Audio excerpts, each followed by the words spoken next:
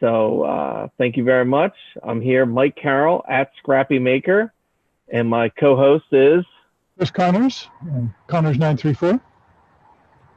very nice. So we're going to talk today about scrappy power sources, or scrappy batteries. When we think about electricity, I know a lot of people think of the Ben Franklin story with electricity, and that story never really made sense to me. He tied a key to a kite and then all of a sudden discovered electricity. I feel like that's discovering a bad idea, but a lot of people before Ben Franklin things experimented with at the time too. What'd you say? I believe he was also experimenting with some other things, but that story may not be the one that we're finding the most fun. Right, and there's a lot of people that question the I don't know. He was one for telling tall tales. There's people that question that story, but that story is really not. It holds more importance, I think, than it should in the story of electricity. And electricity was really first discovered in Italy by two guys, and I have their names written here, so I do a somewhat decent job saying them: Luigi Galvani and Alessandro Volta. And what happened was Galvani had a frog on a hook on a wall, and he kept poking it with a metal stick, and the legs would twitch. And he called his buddy Volta over and said, "This is kind of freaky. I poked this frog with this metal pole, and its legs twitch." And Galvani really thought that the frog had electricity, some animal electricity, he called it, inside of it. Volta was like, I don't know if it's the frog. It really might just be the metals that are reacting to each other. And he invented the voltaic stack, which is one of the power sources we're going to talk about today. And the way electricity really simply is created is you have your electrodes, and then you have something that's kind of helping those things share electrons. When you think about our elementary school understanding of electrons and atoms, we have our nucleus in the center, and then we have our electrons flying around the outside. And electricity is the passing of those electrons. So if you put items, everyday scrappy items, in a situation where they can share electrons, you can create electricity. Now, these are fun ways to create electricity. They're really not practical. If you're thinking about going off the grid for your house, none of these will power a light or power a TV, allow you to watch Netflix, anything like that. They're really more fun experiments in learning about electricity and how to create electricity. So I see Chris has three things on his screen right now. So he has copper pennies. Now, pennies themselves were copper for a long time, and then it got to a point where copper was actually worth more than the penny. So the scrap of the penny as copper was actually worth more than the penny as 1 cent. So that had to change. So actually at a certain point, and I can't remember the date, they changed pennies into just being kind of copper coated. But if you can find any, there have been a couple of times that they've changed the ingredients of the American penny, and I did look it up on the Wikipedia article. In 1982 was when they did it, but there have been a couple other times that the composition of the penny has been changed. So I went through the change jar at the house today, and I got a bunch of 1982s. Like this one here is a pretty good looking 1982, but then there were some other ones, like this is 73, and the pennies definitely have a different look to them than the newer ones. And these ones from 1982 before, except for a couple of years, they get a lot more copper in them. And then after 1982, they're mostly zinc, actually. Yeah, which is not, the zinc element is going to work as its own element, because when we have our two electrodes in our battery, one is going to be copper and one is going to be zinc. Now those nails that Chris has, and then I have, I'll cut to my spotlight real quick. I have these washers. They're galvanized, and galvanization, named after Luigi Galvani, is a process where steel is made stronger and prevented from rust by adding a layer of zinc.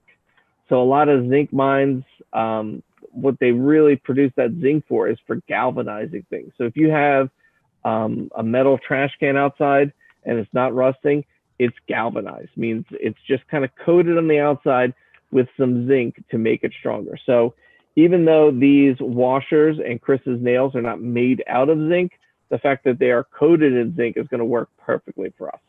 So Chris, do you want to do the lemon battery first or the Voltaic stack? Okay. Let's see. So these are some things that I found when I was going through the garage that are galvanized. So any of these things really should be able to work. The galvanized stuff is silver in appearance, but it has kind of a dull finish to it, more so on this than these other ones. These ones might have a light galvanization to them, and then this also has, I believe, is galvanized as well. So these are some things that you could use that would have zinc in them. And then for the copper, I found these copper roofing nails that would do it. And then also there's pennies, pre-1982, as we discussed. Very nice. Yeah, so when making a battery, you can do it out of a lot of things. And as we were exploring this, my daughter, who was walking around a little bit ago, we bought a whole like exploring how to make batteries kit, and we were using different electrodes in different elements. So we would use them in potatoes and batteries, or I'm sorry, not batteries, lemons, and even salt water. Any of those elements can kind of act as the source that helps those electrodes share electricity. But copper and zinc seem to work the best as far as those electrons passing from one to another. So Chris has some lemon juice, which will work, salt water. And Chris, your salt water is organic salt water, right? No, it's free-range salt water. Pre-made by Mother Nature from the ocean itself, making all of us landlocked people jealous. Yeah. Yeah. So there might be little critters floating around inside there. And Michael, your camera just went out. Yeah, let me see what's happening there. And so yesterday I went to the store and I got this pure lemon juice, and also this is from a bike ride, and so there's some salt water from the ocean, and then over here this is a common sight, this kind of a lemon juice bottle, and then also the actual lemon itself. Now, if you have a lot of lemons, you can spear the lemon with the two electrodes and then connect them.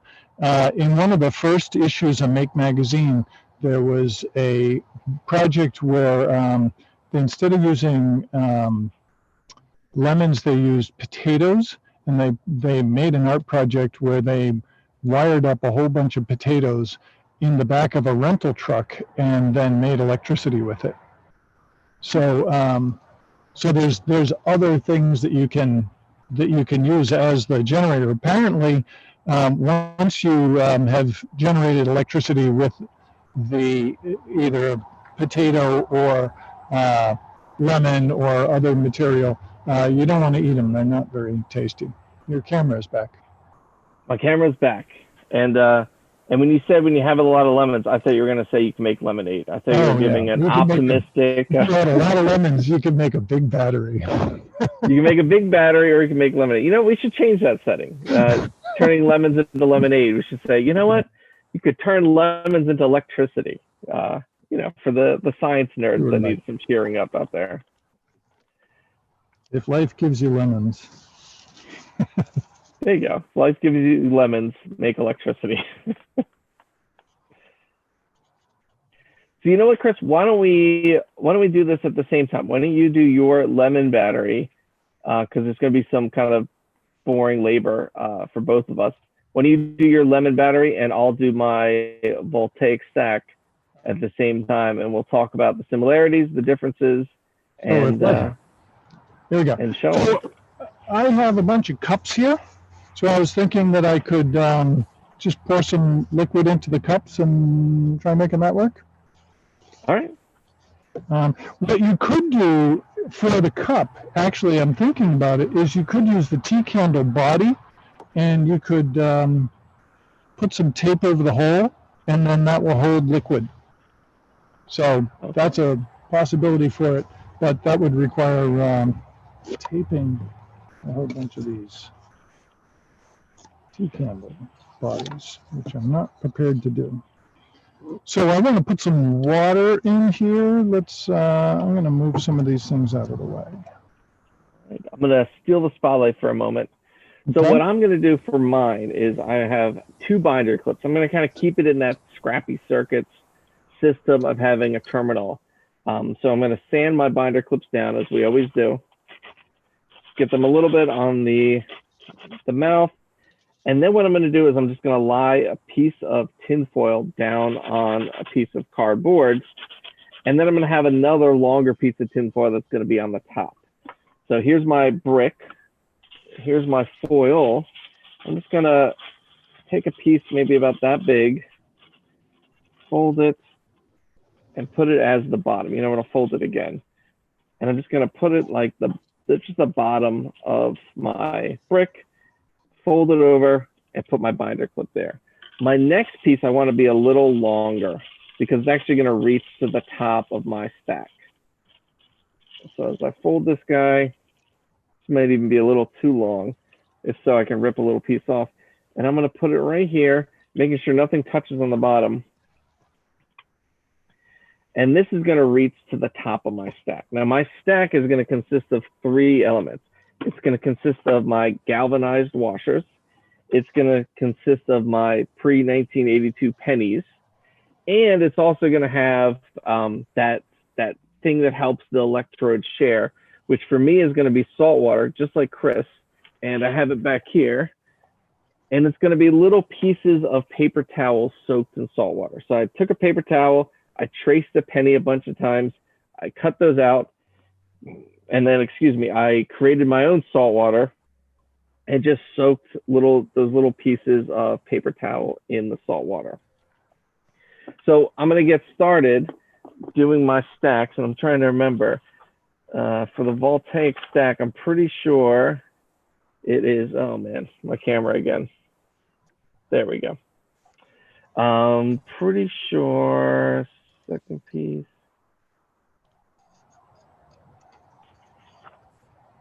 First cell, it's going to be aluminum foil, washer, towel, penny. Washer, paper towel, penny. So I'm going to get started. I'm actually going to remove these bottom arms so my stack can lie flat without falling over. And I'll give you a little view of it. But I'm going to do a washer right here, a paper towel,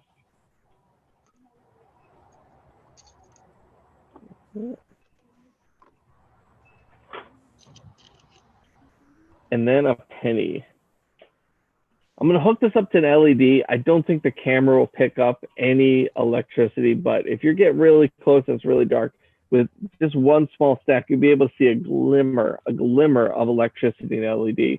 But you're probably going to need about 8 to 10, if not more, of these stacks to really get a noticeable light out of your LED. So I'm going to keep stacking. How are things going over there, Chris? Oh, good. So basically you want, in each cup, you want to have a copper and a zinc. So right now, so this would be each end of the battery. So you've got a penny on one end of the wire and a nail on the other end of the wire, and then a penny on this one, and a nail on this one, and a penny on this one, and a nail on this one. And as long as you're going in the same direction, you should be able to get, each time you increase the voltage with each step. Michael, how many volts do you think we're looking at here? I'm sorry? How many volts do you think we're looking at here? Like, for each one of these piles, I believe they're called. I don't know. We'll have to experiment and find out. All right. So I have this one right here has copper in, goes to zinc, and then copper, goes to zinc, copper goes to zinc, and copper on one end, on the other end. Okay. So this is a multimeter. Let's make sure that this is visible. Oh, so actually you only see 3 of the cups that I have here. So I'm going to raise this camera a little bit, see if I can get it to show a little bit better. How's that? That looks good. New camera. Getting used to it. Yeah, I got a new camera too. I got to figure out how to cancel the sleep element of it. All right. There we go. All right. So now there's 1, 2, 3, 4. And then here is my multimeter.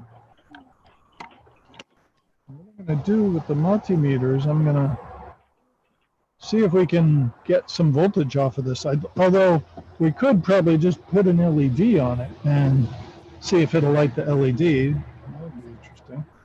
All right, but this is in the shot. Okay. Yeah. So I've set the multimeter to voltage DC 20 volts.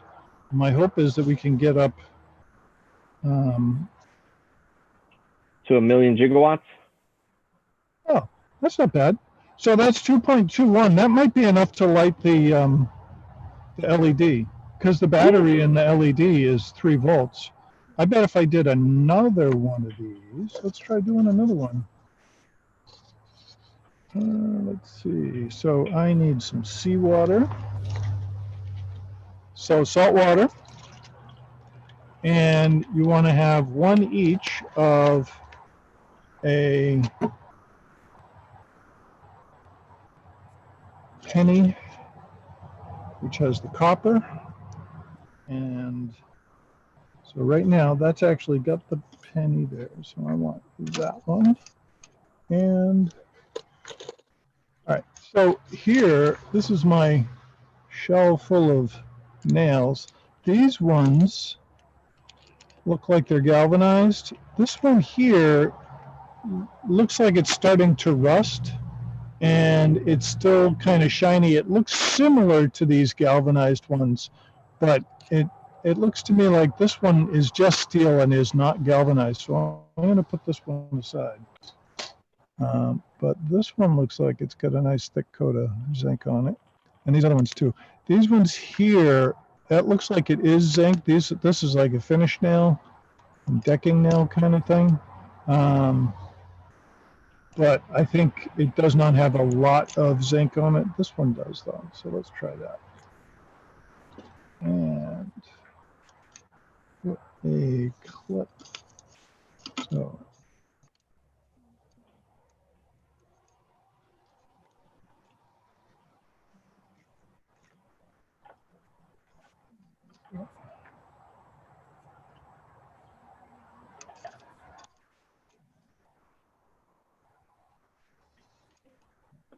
So this is just one standalone. Let's see how many volts just one has.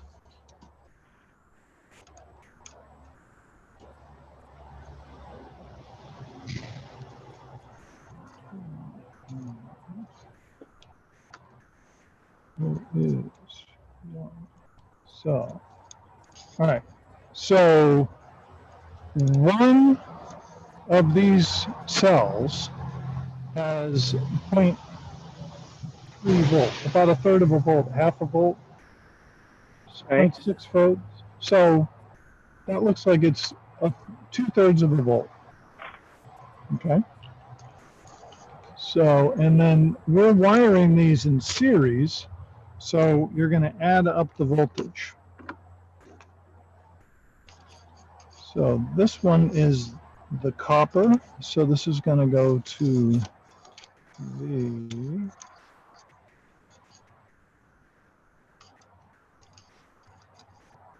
hold on a second. Let's just put them in line. So I'm going to go copper to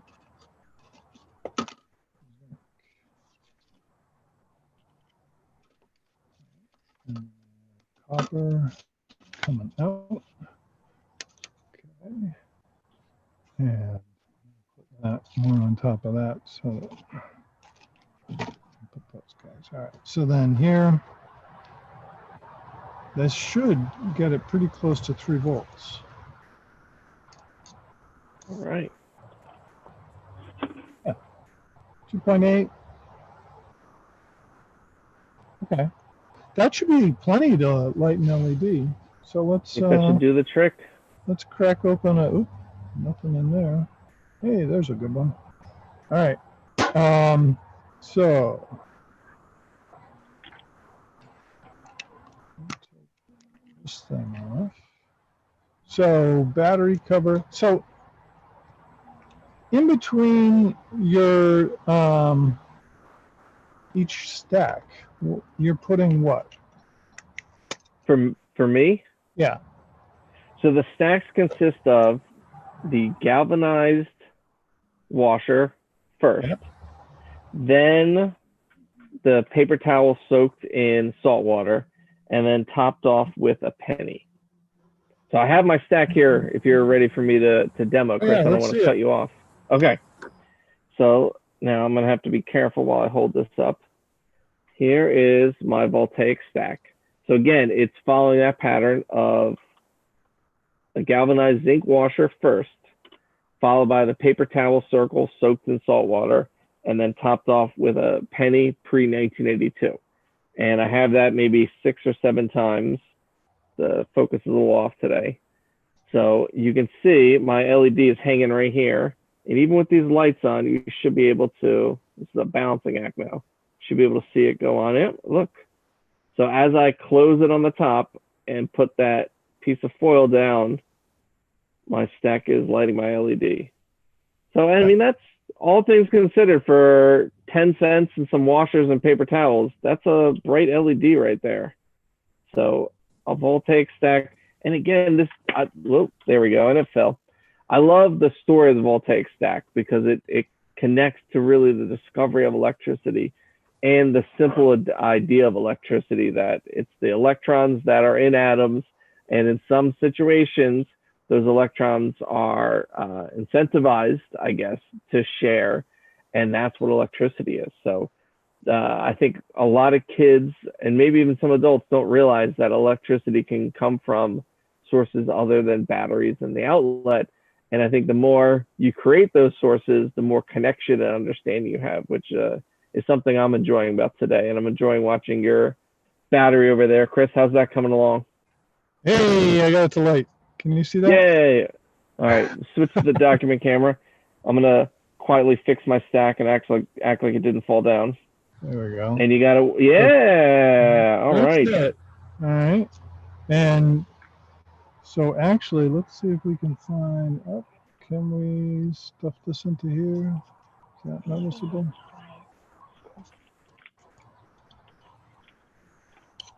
Like this. Try it from the other side. There we go. All right. So there's that. Now, so yeah, that's lit. That is definitely an LED that is being powered by salt water. Amazing. And I love that you, I mean, keep with the Scrappy Circuits ethos. You used a lot of commonly found things. You used some nails. I mean, did you even take a trip to the store, Chris, or is this all stuff you had this around? This is all stuff that I had just lying around. Yeah, so the pennies and the galvanized nails. I did have to go to the store for the washers, but they are fairly common item, commonly found, and in houses and local stores too. Correct, but I did not find any washers today. Yeah. I have a bunch, but they're unmarked, so I just wanted to make sure that I got the galvanized ones. You want the galvanized ones. Exactly. You know, I was thinking another thing that would be fun with this. Let's see if I can find it. All right, so you can buy copper sheet. This is a step flashing, right? And you can buy copper by the sheet, and you can also buy steel that's been galvanized by the sheet. This is kind of a ratty thing that I found, under something else, I think. But this is a copper piece, and you can buy it in step flashing, or you can buy it in a roll, and then you can cut it.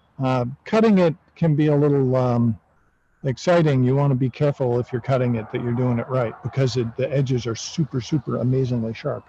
But if you did step flashing, copper step flashing, and zinc sheet, then or galvanized steel sheet, then you could build a big battery like the one that you've made.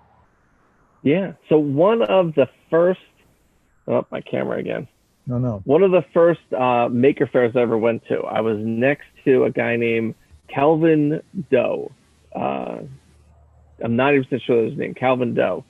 And Calvin was, he's from Sierra Leone. So he was brought over by a maker that knew him and ran a competition there. But basically in Calvin's community, they had electricity during the day, but they did not have electricity at night.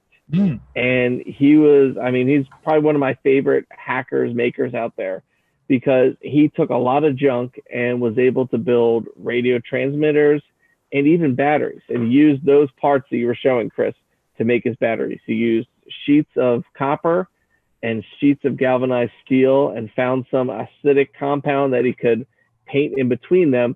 And he made his Voltaic stack, and he wrapped it in newspaper, and then he wrapped it in tape to keep it strong. And he had, it was about the size of a cell phone, and it just had 2 wires coming off of it. And he was showing me it. It was like absolutely amazing. 16-year-old kid. And he was making his own batteries. And there's actually a commercial that played in the Super Bowl a few years ago that was all about inspiration and inventors, and he was featured in it. So Calvin Doe, Kelvin Doe, and I highly recommend checking him out, because for a 16-year-old kid, he was doing stuff that I can't do now at 16. And I was so impressed and so inspired by him too. And he, similar to us, has limited, is stuck with the resources he has, which might be limited, and kind of has to have a Scrappy Circuits mentality when inventing. So I got my Voltaic stack working. And I do want to say that Chris and I are doing 2 different, they look very different, but it's the same exact idea. We both have, our electrodes are copper, pennies for both of us, and zinc, which is in the form of a galvanized nail for Chris and a galvanized washer for myself.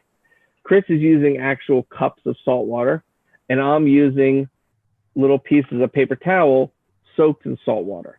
So it's the same idea. Now mine probably performs a little less than Chris's. Oh, neither a little better. Good. But I can. These are good. They you wouldn't depend on this for anything. No. But I can stack mine, which is nice. Which is great. I can stack mine, which is nice. A nice feature. So. Well, my voltage has gone down quite a bit. It has? Yeah, I'm at like 1.8 volts now. And I got a sketchy connection between these.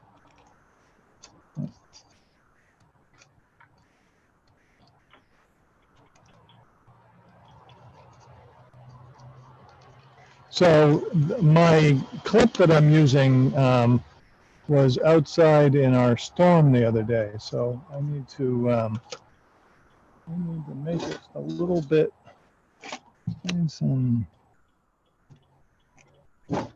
sandpaper. Yeah, I hope everyone is okay from the storm. If you're on the East Coast, it was a rough one, maybe an annoying one. I was up in North Jersey and got packed up, ready to leave and come home yesterday, and realized I had a nice crack on my windshield from a branch that fell. No. So, all things considered, fine, but annoying. Annoying. I don't see any sandpaper here. I'm going to go grab a little bit.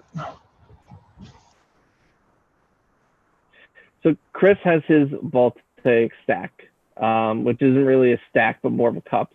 I have mine right here, and I'm just going to demo it again just because I'm proud that it's working.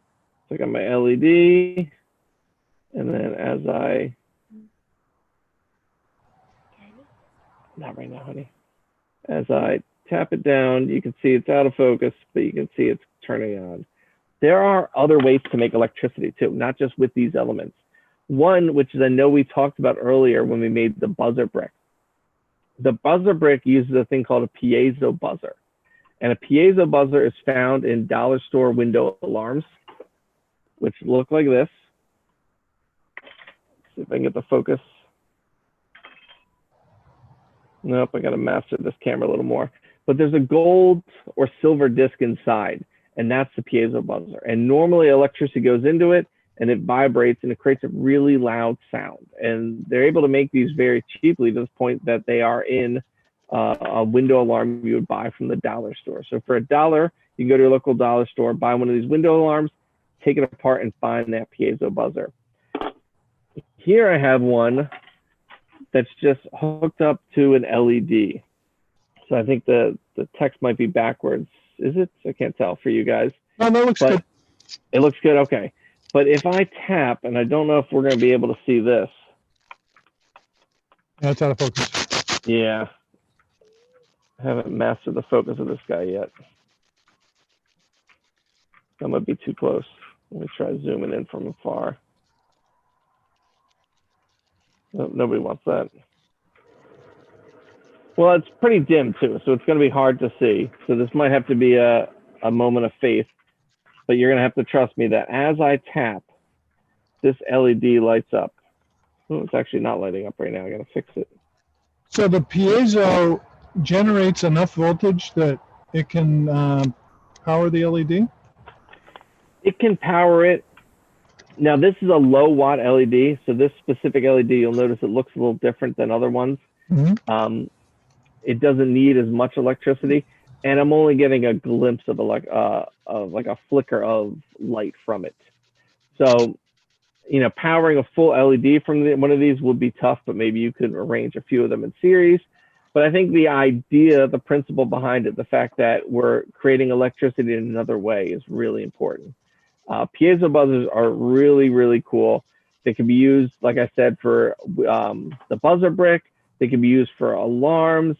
They're used in greeting cards, the ones that make noises and sing songs, but not really like the ones that really are clear use an actual speaker. But the ones that just kind of like hum happy birthday oftentimes use a piezo buzzer. And they can be used in music a lot. A lot of people call these things contact microphones.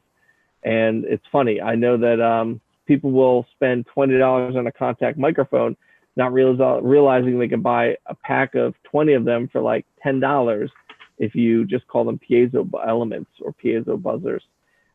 Because if you hook those up to an audio plug and just plug it into an amplifier, this actually becomes a contact microphone. So if it was to hang in the air, it wouldn't pick up any sound. But if you were to put it onto a table or anything else, it would actually pick up any vibrations that that object is feeling, and you can then amplify it. And again, speaking of Calvin, that was one of the things we had fun with. He's also a DJ, and one of the things he would use a lot of his inventions for was he could DJ and play music for his friends at nighttime. And that was his real passion. And we had a long conversation about piezo buzzers and how you can find, you know, you can use them for a lot of musical options, and hooking them up to a table and just putting them up to a simple amplifier, and you can really do some cool things. And as I mentioned, that Super Bowl commercial that Calvin was in, I was really honored because he had some of the parts that I gave him to experiment and play with in the commercial. So I was kind of like, that was my moment of fame, seeing some of the things I gave him featured in a Super Bowl commercial. So I'm gonna pour new liquid in mine, and we'll see if there's a difference between them. So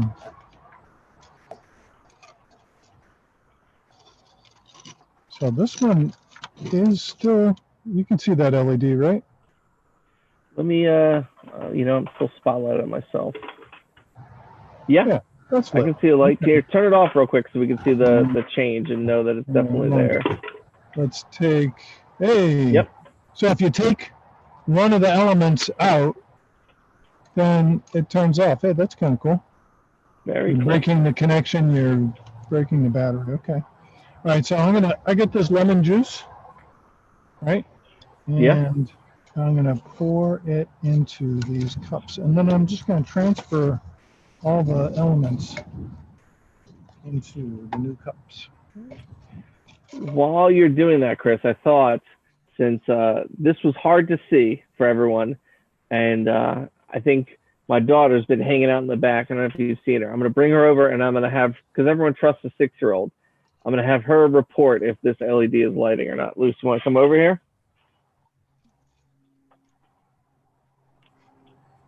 We've hide everyone. All right. So when I tap this, tell me if you see that LED light up. It's going to be dark.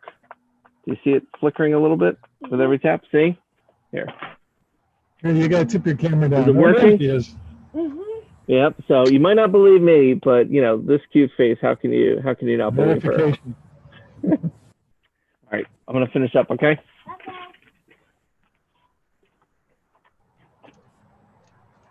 Hi, Lucy. Chris says hi. Hi. And Chris, while you are working on that, I'm going to work on one more, if I can find where I put everything, one more Scrappy power source, which I'm just going to intro real quick if you don't mind. Sure. Which is going to be using a servo motor. So motors can actually create an electrical signal too. Using a common DC motor as a source of electricity, it again, kind of like the piezo buzzer, it's pretty dim and it's hard to really get enough manpower or power really to the motor to really get it spinning. So you can get a flicker of electricity, but the servo motor can kind of compact your movement and really get more electricity flowing. But it's the same idea. So another way to make electricity is having magnets pass over each other. And as they pass, they actually trade some electrons. Excuse me, this is called a dynamo. So I've always wanted, there's a lot of old dynamos for sale on eBay. And it's been one of my goals to someday purchase one of them, but they can range in price pretty high. So someday I'm sure I'll stumble upon an old dynamo, but it's basically. I have a dynamo here. You do? Oh, nice.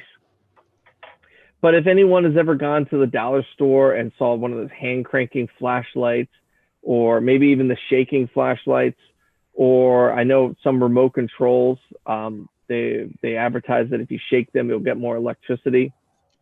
They have the same thing inside of them. And what's happening when you shake or crank any of those elements, you're actually spinning magnets and they're trading some electrons. So I have my servo motor and I'm going to hook, I can't remember which wires it is, but I'm going to do some experimenting and remind myself and figure out which wires. I believe the yellow one is the sensor. There's a resistor sensor in there that senses the position. And the yellow, the orange one and the brown one are positive and negative. That's what okay. All right, I have red as my third one to the yellow, but I'm going to do the orange and brown, and we will check that out. So some servos might be a little different. Have you swapped everything for your lemonade? Yeah, I got everything swapped over, and it appears to be brighter than it was. Okay. You can sort of see. Yeah, there we go. All right. And then let's see if I can get a voltage reading on this. 2.9. Okay. 2.2. So if I added another one of these, then that would increase the voltage. But actually pretty similar voltage than when it was all in the salt water.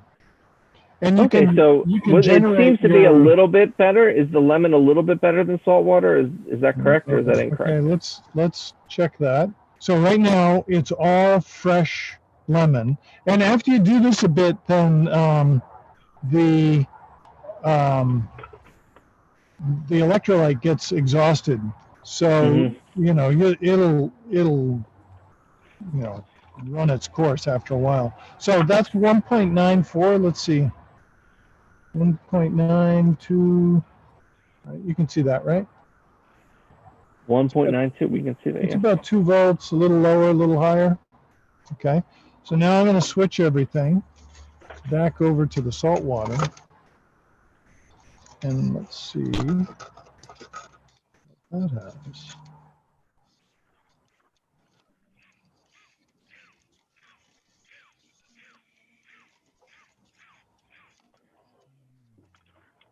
There. So everything's switched over. And still nice and bright. And let's see what we got here. Looks like a high of almost 2, and I saw it go a little lower too. So similar.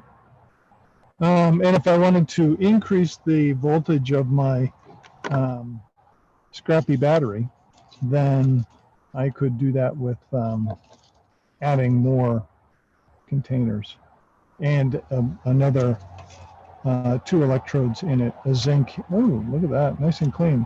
So if you'll notice, after doing this for a bit, the copper is much cleaner than it was. So it's removed the oxidization from the copper. Let's see what this one looks like. That seems like it's also cleaner. So I actually have, so I did this about a week ago or so, and I have some of the washers from that, and you can see that they've rusted. So, you know, my guess is that what's happened is that galvanizing, trying to get in focus again, that galvanizing zinc on the outside has gone away. So it kind of used up that zinc coating, and then it got to the steel inside and then was able to rust it. So I kind of let mine sit and let the LED die and just let it decompose and see what happens. So I do have the servo motor going. For me, it was the brown wire and the red wires. But again, this isn't really quite in focus, but I'm just going to, what's up, Chris? So there's a gearbox in there, which I think is one of the reasons why this works. If you just turn like a regular DC motor, you're not going to get anything out of it. But so let's see it. Yeah, so I'm just going to give it a little flick of my finger. Up, of course, it was working moments ago. Okay, let me. There we go. You know what? Let me hold it like that so I can maximize my my spin. But I'll give it a little crank. Oh yeah. You can see that LED flickers with every little crank. That's great. So another power source. Yeah, another perfect Scrappy power source. So these can be bought, not too expensive servo motors. They can be found in, let me get back and kind of define a servo motor. A servo motor is like a motor, but it's more about having a finite movement. So when you talk about your dollar store fans, electricity goes into them, they spin, you turn it off, it slowly stops. But if you're talking about anything like a 3D printer or a remote control car, where you kind of want more finite movement, it's going to be a servo motor. They come in a lot of different sizes and a lot of different styles. There's steppers, which are even more accurate. But these servo motors, just because of these gears, and I wish I knew exactly why, they can kind of maximize a spin a little more to create that burst of electricity. More than your normal DC motor. If you kind of cranked it and give it a little spin like that, you would not be getting much. Oh, do you have a crank powered element there, Chris? Yeah, this is my dynamo. So inside this part of the radio down here, there's a gearbox, and the gearbox is then connected to a DC motor. And when you turn, you can hear it. When you turn the crank, one turn of this is, because it's geared, is probably many turns of the motor. And when you turn a motor, you generate electricity. And when you put electricity to a motor, then it turns into movement.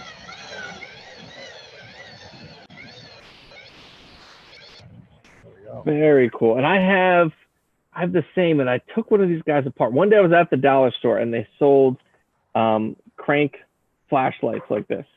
And I bought every one they had because I'd never seen it before.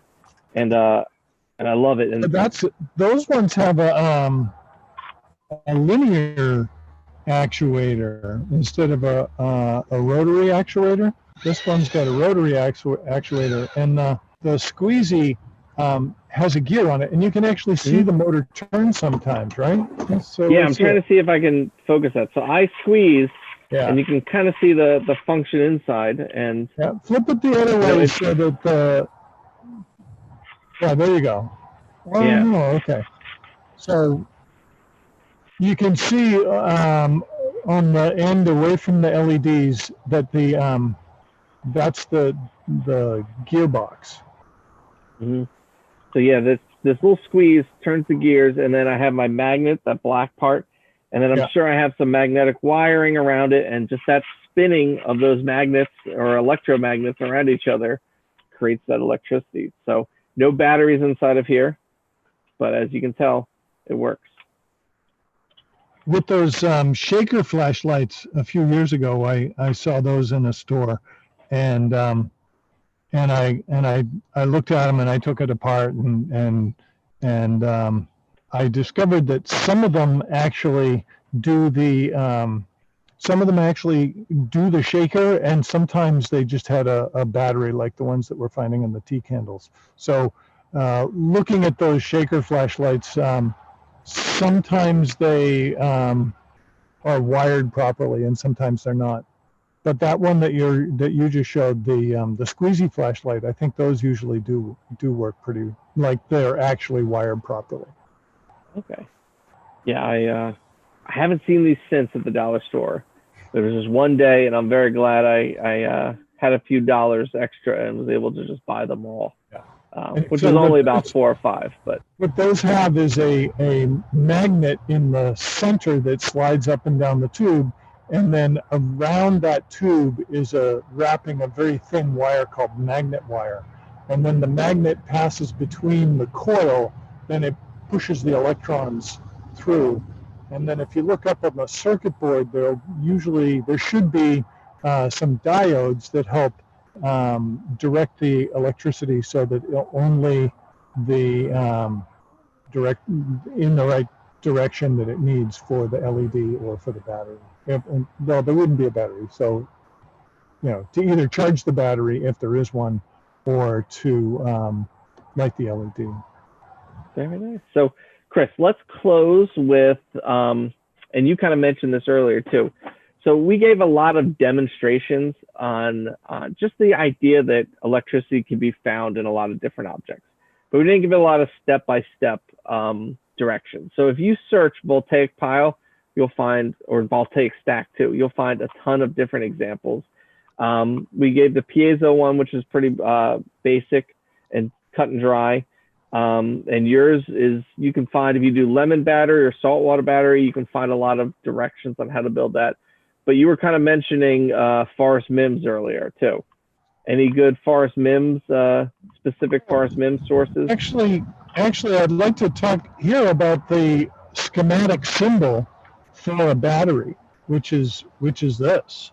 And it's very similar to the thing that you built, Michael. You built 2 different size plates, and you repeat that a couple times, and then there's your battery. So the symbol, the schematic drawing of a battery is basically what you built.